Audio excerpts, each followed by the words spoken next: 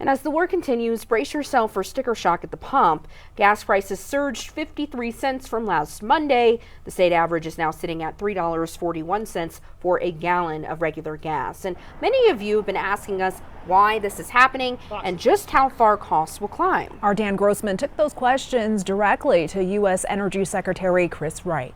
Dan? Yeah, well, Micah and Jessica, the bottom line that I got from him is that we are in store for these elevated prices for at least the next few weeks. And the Coloradans we spoke with today said it is really hurting their pockets. The number seems to keep rolling higher.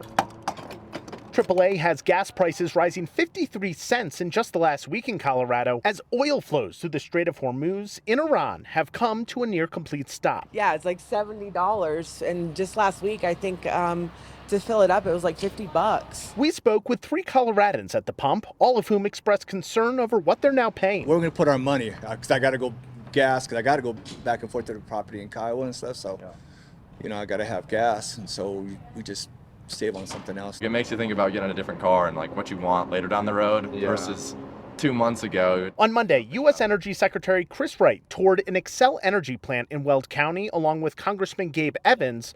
So we asked what's being done to lower them. The single biggest thing we can do is completely dismantle Iran's ability to project hostile force against its neighbors in the Middle Eastern energy system. When the war in Iran started earlier this month, the country quickly announced it would attack any ships moving through the Strait of Hormuz, a key waterway that shuttles 20% of the world's oil.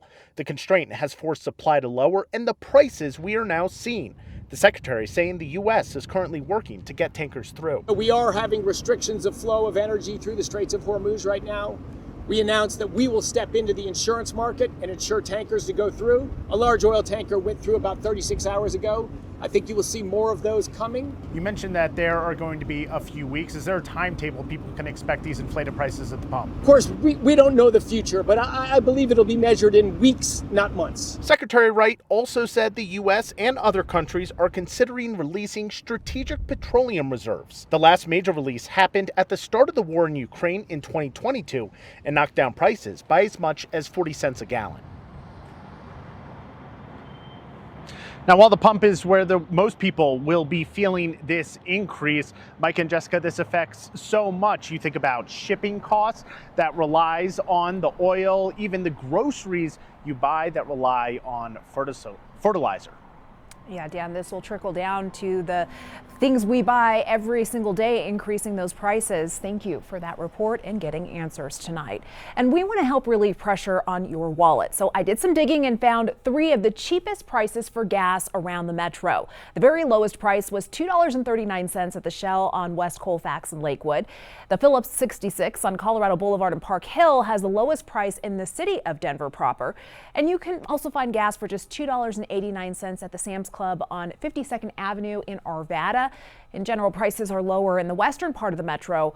For more of our coverage on these rapidly spiking prices, you can visit denver7.com.